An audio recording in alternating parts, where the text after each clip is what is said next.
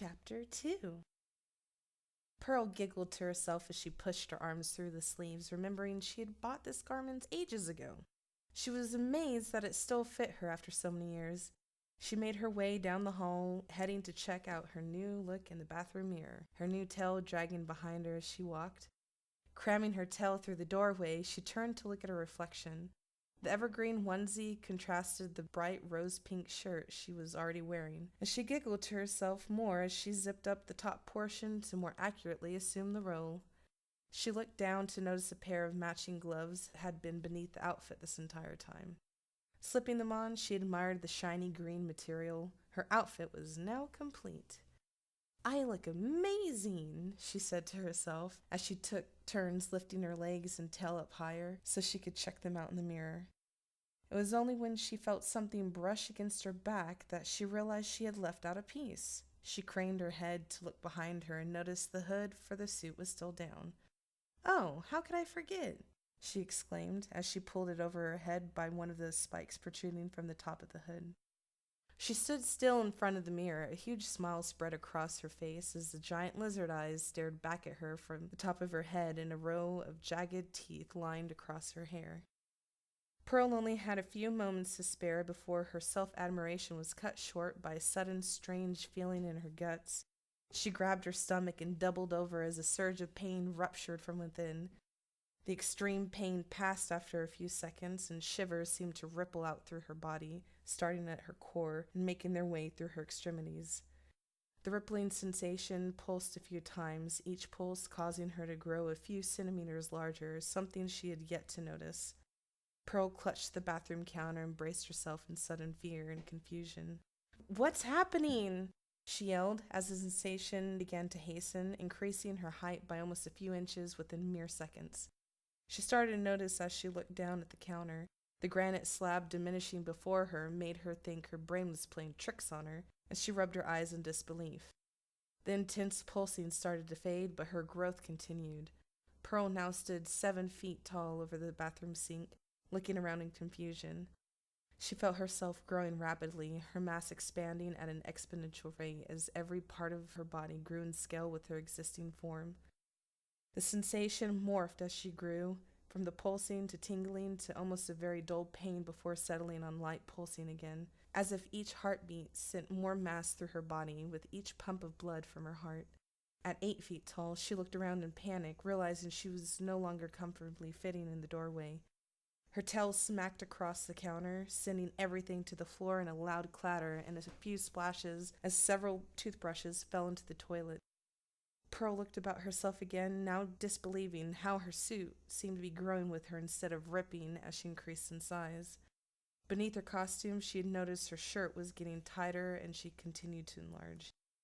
At 9 feet tall, she looked at the ceiling in panic as it was rapidly threatening to press against her head. She turned around again, and her tail thwopped against the door as it slammed closed. "Someone help me!" she cried out. At 10 feet tall, her head began to press against the ceiling as she braced her body in fear. Meanwhile, Peggy Lee combed her hair back in long, repetitive motions as she hummed to herself in the bathroom. After 10 long years of dating her best friend Sarah, she was finally getting married. Though she had gotten engaged a year ago to date, it had felt like a lifetime for this day to finally come. Today was the day she had awaited, her wedding day. Peggy paused her combing as she listened for what seemed to be a faint crying coming through her wall. As she heard it again, she leaned her ear closer to the mirror, straining to hear whatever was making the sound. Suddenly, the sound changed from what seemed to be a voice to loud and intense cracking.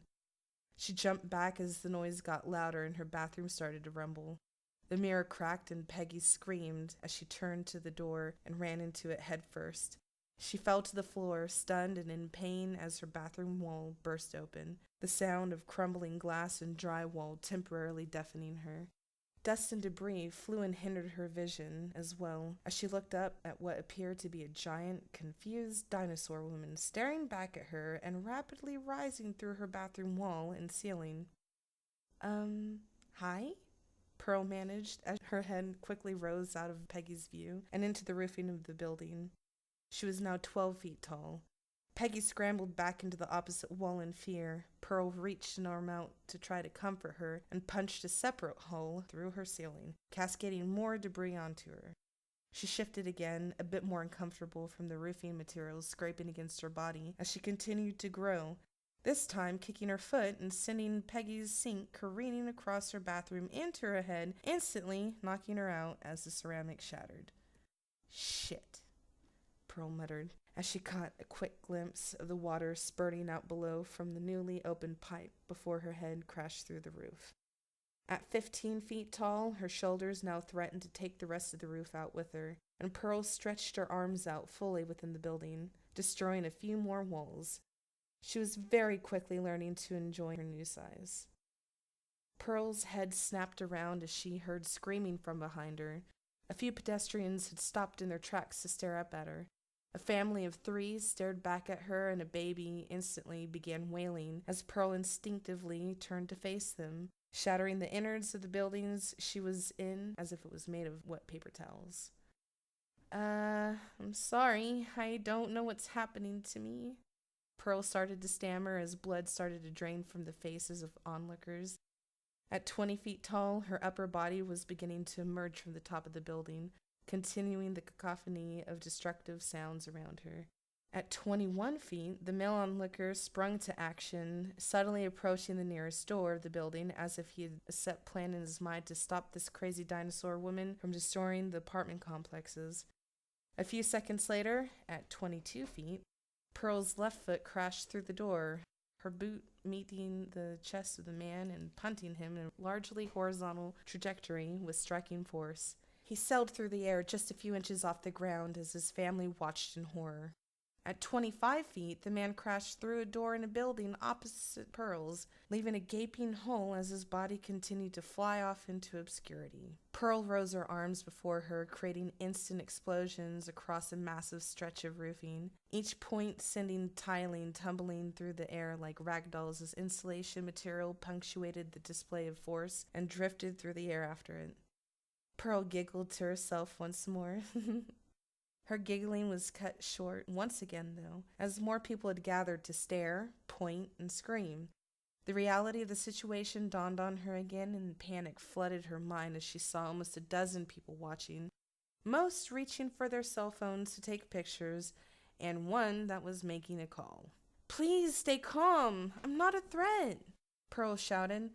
The walls of the building around her tumbled down like a failed Jenga tower. Waves of dust rose from the impact as the people ran back in fear. Pearl realized she had been crouching instinctively from being pressed against the ceiling and roof and stood up straight. She now reigned at a massive 35 feet tall, towering over the people below her and looking down at the still intact roofs of the nearby buildings.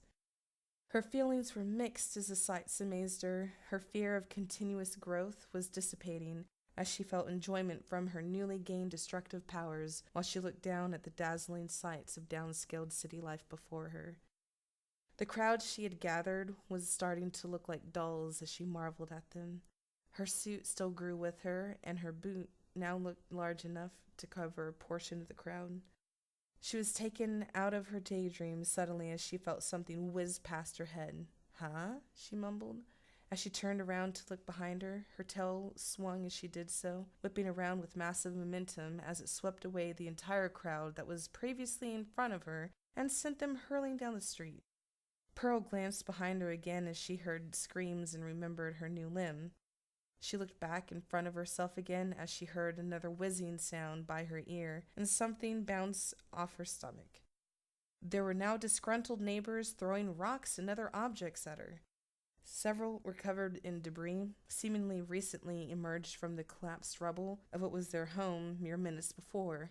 "Stop that!" Pearl shouted in annoyance, reaching her arms out in front of her to block incoming objects. A toaster hit her arm as she blocked, and a coffee pot smashed against her knee as more neighbors chimed in to throw what remained of their possessions at the dinosaur that was growing before their eyes. Pearl started to back up. At over 40 feet tall, this was getting to be too much for her again. She took a step more backwards, her feet crumpling fallen door frames into dust below her. She watched two neighbors attempt to haul a mini fridge over and throw it at her, only to have it fall a few feet in front of them and have the door break off. Pearl stifled a laugh. A bowl hit her in the shoulder and another toaster flew past her head. "What's with the toasters?" Pearl exclaimed, blocking her face. Suddenly, something more serious caught her eye as sharp sound cracked by her ear. A neighbor was running towards her with a pistol and had started taking shots. "Die, you prehistoric fucker!" he seemed to mouth as he ran closer. "Holy shit, stop that!" Pearl yelled, her mind racing. The man took a few more shots, all missing as others nearby ceased throwing household objects and started to move out of his vicinity, as the man seemed to have the aim of a toddler attached to a spinning teacup ride. More screaming pierced the air as more people poured out of their homes to gawk at Pearl and the scene unfolding.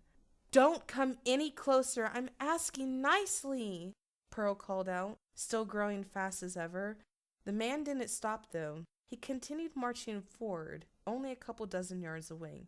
He had a crazed look in his eye as he neared, and Pearl knew she had to act fast or risk being shot in her current state, as she wasn't particularly familiar with the effect of gunshot wounds on giant people in dinosaur costumes. The man fired off another shot which seemed to glance her shoulder and tear some of the fabric off of her suit. He continued walking forward as he passed the previously nearest group of violent onlookers. "You asked for it," Pearl shouted. At 50 feet tall, Pearl raised her right leg up quickly through the air before bringing it down with an intense stomp on the man before her.